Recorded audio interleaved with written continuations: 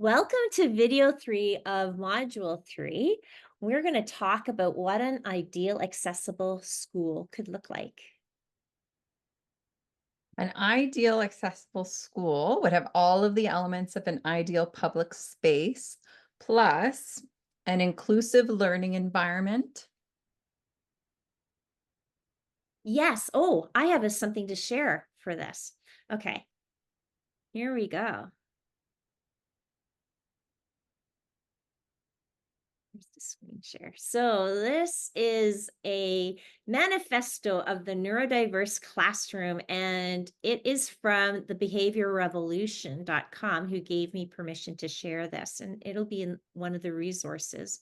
But this is a neat thing. It's some really cool reminders. So in our neurodiverse classroom, we believe your student is not giving you a hard time. They are having a hard time. We What's are all beautifully complex and marvelously imperfect.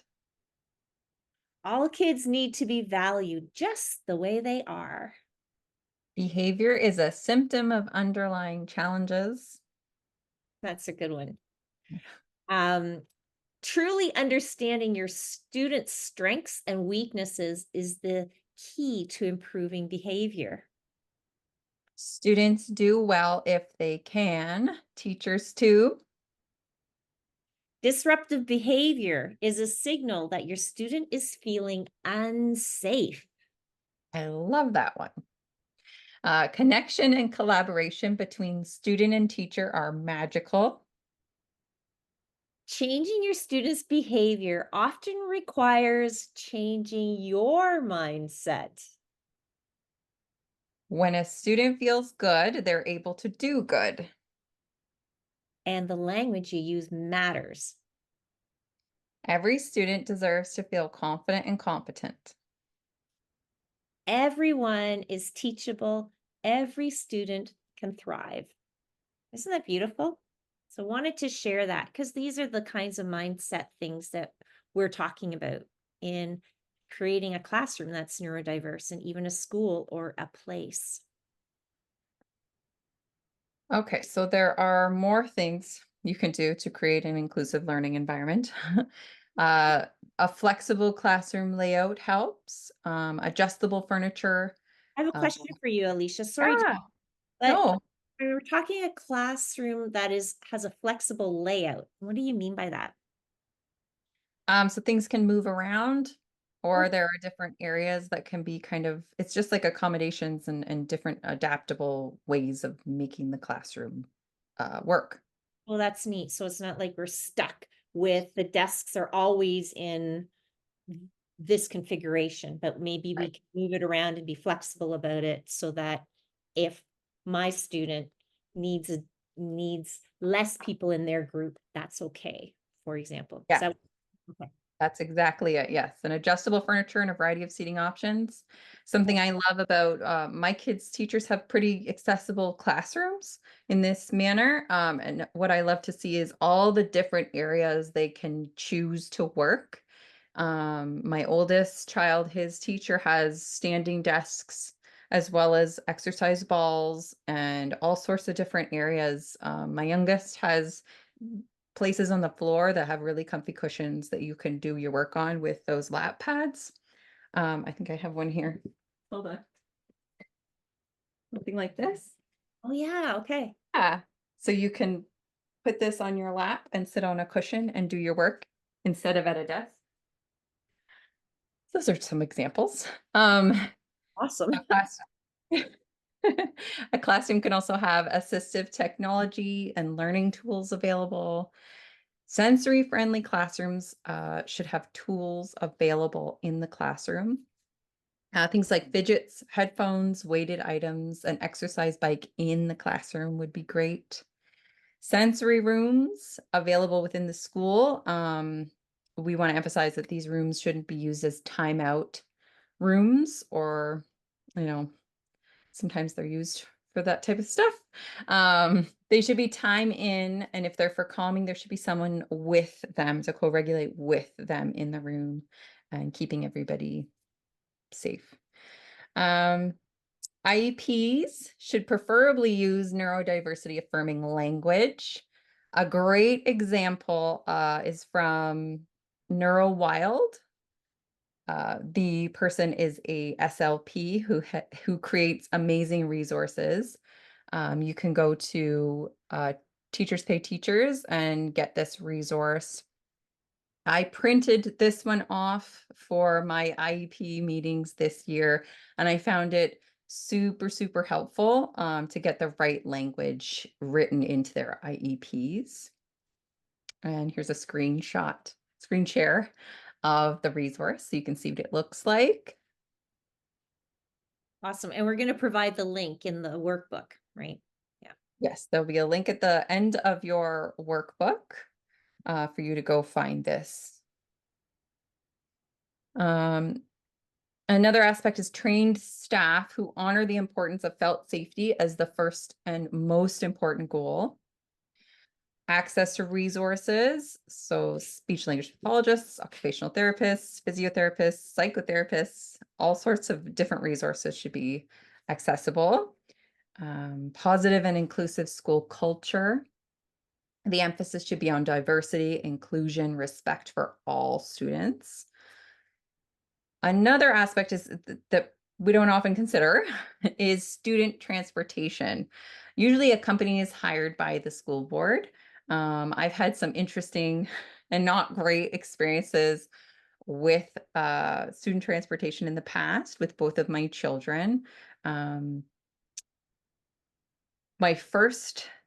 My oldest child was let off at the wrong stop on his first ride to school.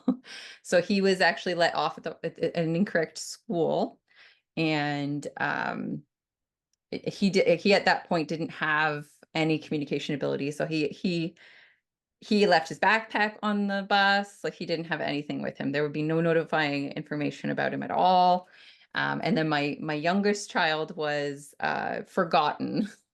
So he at one point was the new driver forgot his stop and actually took him to the bus depot and didn't realize until he did the but end of day bus safety check, which thank goodness they have that in place. But he didn't see my little guy until the end of the day at the bus depot when he went and saw that he'd missed a stop. But there again, no way for me to track him or know where he was. The school got him on the right bus, so they said he was on a bus. So there are these things that kind of could be made better. You're me. Yes. So Yeah. there are lots of things that we can do and the school can do to kind of better these processes, improve these processes, and decrease our stress and our children's stress. Some things like access to the bus before school starts, that increases familiarity for the child, for the parent, for the driver. It can include like a process story with visuals. So all about the bus, what's going to happen, what do I do, what are the rules of the bus. You can also meet the bus driver beforehand. That would be amazing. You create a strong, reliable, comfortable connection right even before they venture off together to school. So some other things that you can do to make this process more successful is not switching the driver frequently, giving photos with names of the driver, visual schedule with times for the bus transitions. This is something I use for my oldest. So I put this right on he has a visual calendar where he sees what's happening. And so I made this, it's got Velcro on it, but this part he can't change because this doesn't change. So this is taped on and it gives times of when his bus will pick him up, when he gets to school, how long he'll be at school, when the bus brings him home, and then when he arrives at home. So that way he knows exactly what's happening. His bus is white, so I made it a white bus. And that's what we use so that he can visually see. On like holidays, I cover up that part on that day. So like a PD day is coming up. So I will put a little white block that says PD day, we stay home today. And then he knows, oh, the bus is not coming. So that kind of thing really helps. So the school board could set up requirements up front for what's needed for their students before they even hire the company. They could set out policies that outline some of these things if it's possible. A safe arrival policy is a rule that a staff member has to greet the bus to make sure all students arrive safely at school. Our school has that, and I'm thankful. I think it's great. Drivers also really need training on neurodiversity and general training by the bus companies on how to support all sorts of different students, especially for these drivers who it's their job to do the special transportation, right? They really should have some extra training. You could also bring an about me to the driver.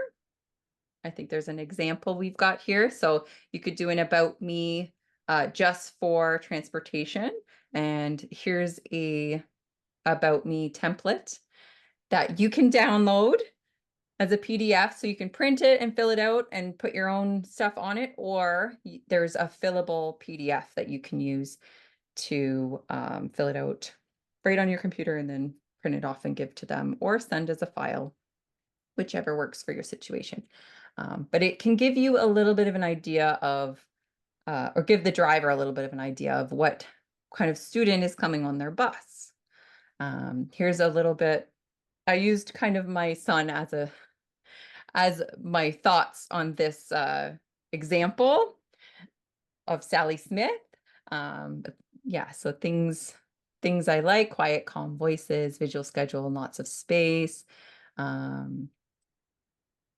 Yes, and my son likes to get up from his seat, but he's usually stays pretty safe. And so it's really nice when the driver has this heads up, because they kind of get stuck on the rules of safety, which is important. But if he gets up, he just needs to be reminded that, to sit back down, and then he usually does. So if they know that beforehand, they're less likely to want to do things like restrain him into his seat, which is counterproductive because then it just unclips himself. So yeah, those are some ways of making things more accessible. Awesome. Do we want to share the teacher one too? Yeah, we can share the teacher one now. Yeah.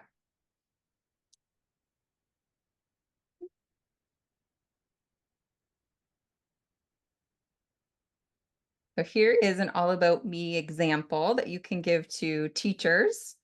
Again, you can print it off and fill it out with pen and pencil, or you can use the fillable PDF to make a digital copy and either email or print it off for teachers. But this kind of gives the teacher an idea of a little bit about a student before they even meet them, or hopefully when they meet them for the first time, you can give it to them during that time. And you can outline all sorts of different things. I really love that you can write down whether they prefer identity first or person first language. And this would be different for both of my children. So I would put, for my oldest, I would put no preference because I interchangeably use them until he can tell me what he prefers. My youngest, I think he's actually the same. So I might put no preference until he has a preference. But if your child has a preference, or you as a family have decided to have a preference, you should put it in there so that it's well known and they use the right language. I like what you put here about I am okay or not okay talking about my diagnoses with peers. So that's Yeah. a really important thing for anybody to be aware of, because it matters how you talk then about this child to someone else. And also maybe just gets you thinking about not talking about somebody in front of somebody, right? Right. It's a neat little reminder too. Yeah. Yes. Yes. I think it's important to consider the student, no matter how young they are, that they can have these preferences and shouldn't be talked about in a way that they haven't, you know, uh, had input on. Yeah, exactly, and also don't like, nobody likes to be talked about, right? And I just think about, stories about kids, like, they say, "Don't talk about me after." My kids Yes. have said that, "Don't talk about me like that." Like, "Oh, I didn't realize you're hearing," but, like, these kinds of things are important to consider because they can hear us, Yeah. and even if they're nonverbal or aren't communicating, to the extent that we are, we cannot guarantee that they don't understand. It's better to assume that they do all the time than to assume the other way around. It's way, way safer that way. If you assume they understand everything and can hear you and take in everything, then you're always going to be aware of that. Whereas maybe it may not be the case, but it's way safer to assume that they do. Yeah. Yeah. Okay, so this one talks about like strengths and I like how positive it is, right? You talk here are the strengths and these are some things that I'm working on and Yes. helpful strategies. So that's really great. And the other piece that I think is really important is knowing what a child loves to do and does not like, right? Because we can use that in their learning. So if we know about interests, we can use that to motivate learning and digging deeper into different subjects and topics. So yeah, it's really an important thing for teachers to know and for anybody actually, me as a therapist to know. So yeah, thank you, Yeah. Alicia, for creating these.